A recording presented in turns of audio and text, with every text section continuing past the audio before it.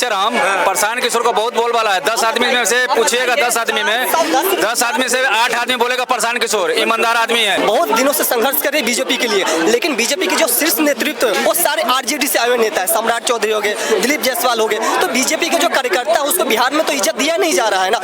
मेरा मम्मी मरे हुए 5 साल हो गए, उसके वोटर लिस्ट में नाम आ गया। मेरा चाचा जीते जीते जिंदगी में अभी भी मेरा चाचा के नाम कट गया। ऐसा क्यों भाई? ऐसा क्यों? काम बुद्ध पर हम नहीं कुछ हम करेंगे?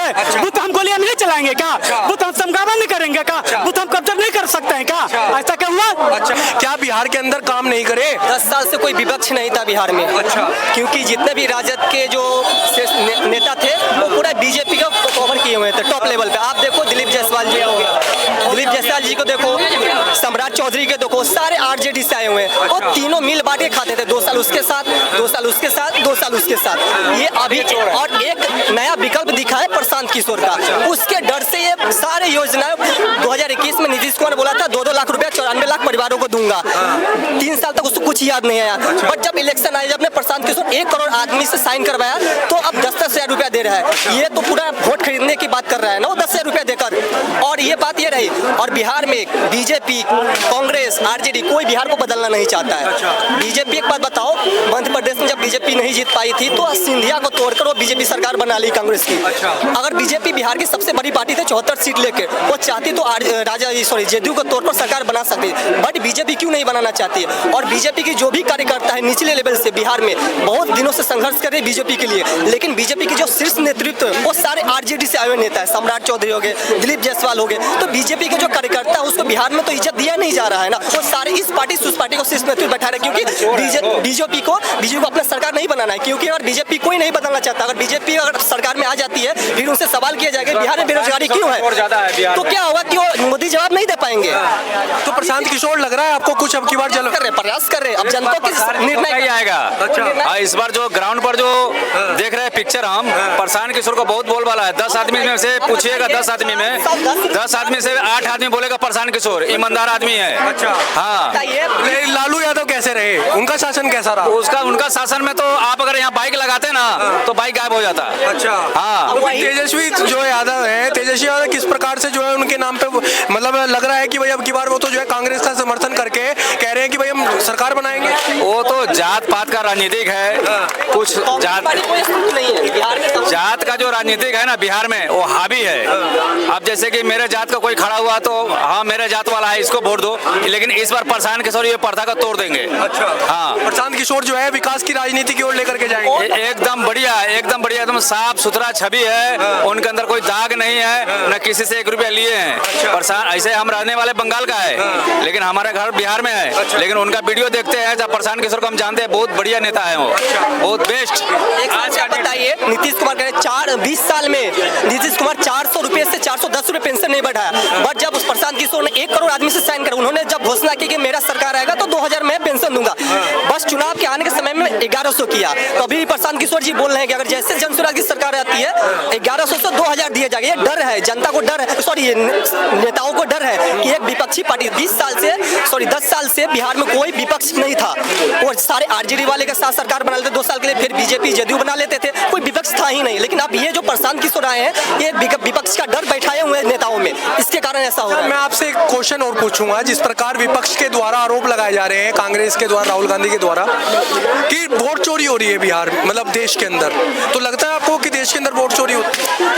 वोट चोरी की तो इलेक्शन कमीशन को जो है प्रेस कॉन्फ्रेंस करके उन्होंने कहा है। इस समय में ऐसे तो मैं कोई क्लियर नहीं कह सकता कि हो भी सकता है, नहीं हो सकता, अभी टेक्नोलॉजी है, बट ये पूरा तो ये जांच की विषय है, तो जो देश की एजेंसी है उसके जांच। राहुल गांधी कहते हैं वोट चोरी होती है, वो तो जो ऑप्शन अगर मुद्दा मिल जाती है तो विपक्ष को उठाना लाजमी है, तो उठाए, सही किया है, बट इसमें जांच होनी चाहिए। जांच होना चाहिए, इसके सबूत भी तो रखे, अगर विपक्ष के पास उसके सबूत है, मगर उनको डाउट लग रहा है, विपक्ष काम होता है डाउट हो रहा है तो कुछ आवाज उठाना, तो आवाज उठाएं, बट इस पे हमारी जो देश की एजेंसियां उनको कहीं ना कहीं आप ये भी तो मतलब देखिए, जो देश की चुनी हुई सरकार है उस पे भी तो कहीं ना कहीं उंगली उठती है। अगर इस प्रकार के आप अनर्थगत आरोप लगाते हैं, नहीं अनर्थ नहीं, अगर किसी को डाउट में आप उठा सकते हैं, बात नहीं आ सकते हैं, लेकिन आप जो है उसके लिए कानूनी जो प्रक्रिया है उसका भी तो पालन करना चाहिए।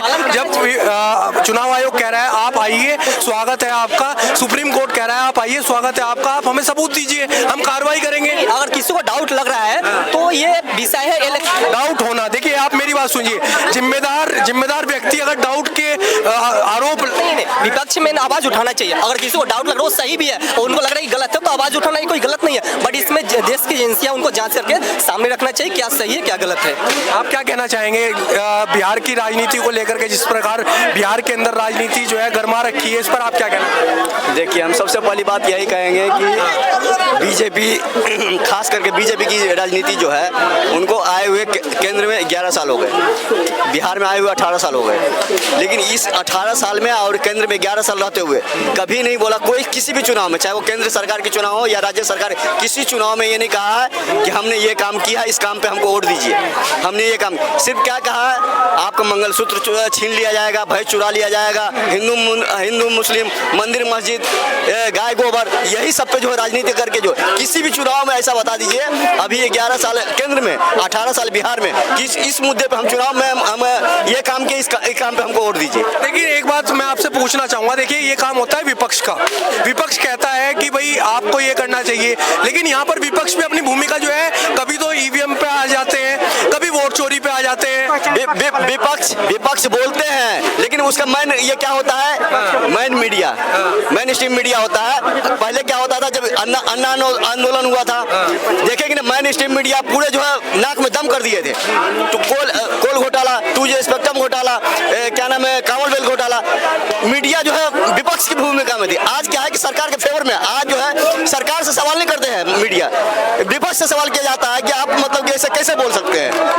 और आगे चुनाव वोट चोरी की बात, तो वोट चोरी हम कह रहे हैं, उसी दिन से वोट चोरी की प्रतिक्रिया शुरू हो गई, जब से वो जो कानून लाया गया कि मतलब कि जो 3 सदस्य कमेटी होता था, एक प्रधानमंत्री, एक विपक्ष का नेता और एक जो है CGI को बीच से हटा करके जो है मतलब कि एक कैबिनेट मंत्री को लाया गया, उसी दिन से वोट चोरी की प्रतिक्रिया शुरू हो गई। लेकिन आप एक बात बताइए, वोट चोरी की अगर प्रक्रिया आप कह रहे हैं कि शुरू हो गई, तो आप सबूत क्यों नहीं दे रही कांग्रेस? आप सबूत क्यों नहीं दे रही, जब चुनाव आयोग कह रहा है कि आप आइए, स्वागत है आपका, आप हमें सबूत दीजिए। प्रेस कॉन्फ्रेंस करके कोई घर में तो कर नहीं है अकेले में। सुनिए, वोट चोरी की बात है जो राहुल जी कर रहे हैं, कोई अकेले तो घर में नहीं करे, किसी को एक को बुला करके प्रेस कॉन्फ्रेंस में सबको दिखा रहे हैं। फिर वही बात कह रहे हैं, प्रेस कॉन्फ्रेंस चुनाव आयोग भी तो करके कह रहा है आपका स्वागत है, आप आइए, हमें सबूत दीजिए, वोट चोरी हुआ है। तो अगर आपके घर में चोरी हुआ तो आप रुक के उतारोगे या जाकर FIR करवाओगे पुलिस में? आप जो ज्ञानेश कुमार की बात कर रहे हैं, ज्ञानेश कुमार पिछला जो प्रेस कॉन्फ्रेंस किए थे वो भी आपको याद होगा कि 1 हफ्ते के अंदर में राहुल जी माफी मांगे, नहीं तो उसके ऊपर हम एक्शन लेंगे। क्या एक्शन लिए हैं? अगर इतना ही, अगर ये गलत बोल रहे हैं, आप उसके ऊपर एक FIR दर्ज कीजिए, एक्शन लीजिए, उसको अंदर कीजिए। अगर आप इतना ही एक तो गुंडागर्दी करके कहते हैं कि मतलब वो जो भाषा था ज्ञानेश कुमार का, वो मतलब कि कहीं से भी जो मतलब कि ये तरह का बात है, संवैधानिक भाषा नहीं थी कि राहुल जी अगर नहीं, अगर ये मतलब कि माफी मांगते हैं तो हम उसके ऊपर कार्रवाई करेंगे। क्या एक्शन लिया आप?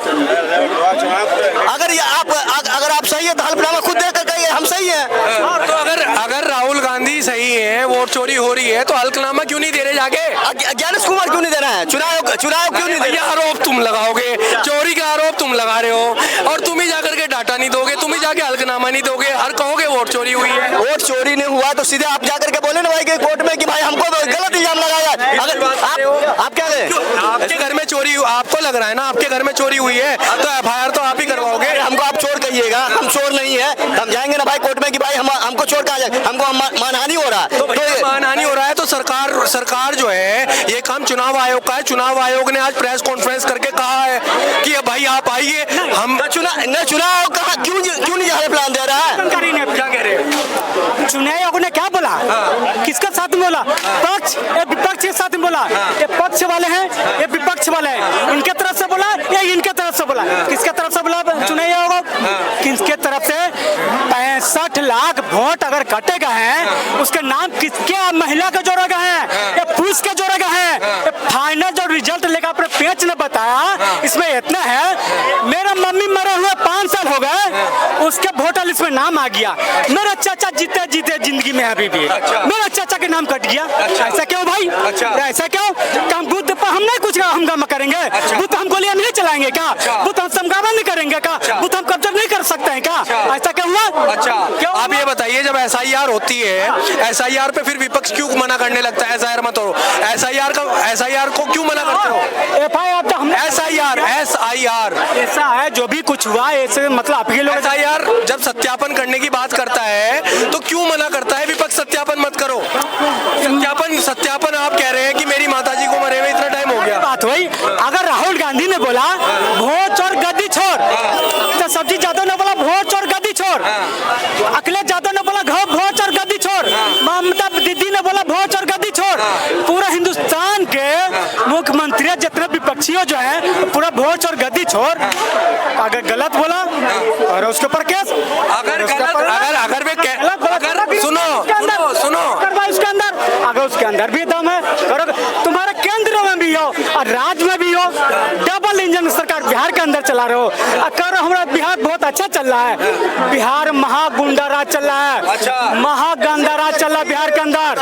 बिहार के छपरा में भी, छपरा के अंदर 3 आदमी मारा गया। ओ भाई साहब, छपरा के अंदर, दरभंगा में आदमी, दरभंगा 13 आदमी का, 13 आदमी का, मोतिहारी में 6 आदमी का, मोतिहारी में 6 आदमी, सीहोर में दोनों भाई के गोली क्यों? राष्ट्रीय जनता दल कार्यकर्ता था, राष्ट्रीय जनता दल कार्यकर्ता था, रामलाल श्यामलाल दोनों भाई का क्यों गोली मार दिया गया भाई? बस बारी हुआ गाछी में जाके बुलेट से आ रहे तो अपना जमानत करा के आ रहे थे, तो गोली मार दिया गया। इसके लिए आवाज उठाया गया।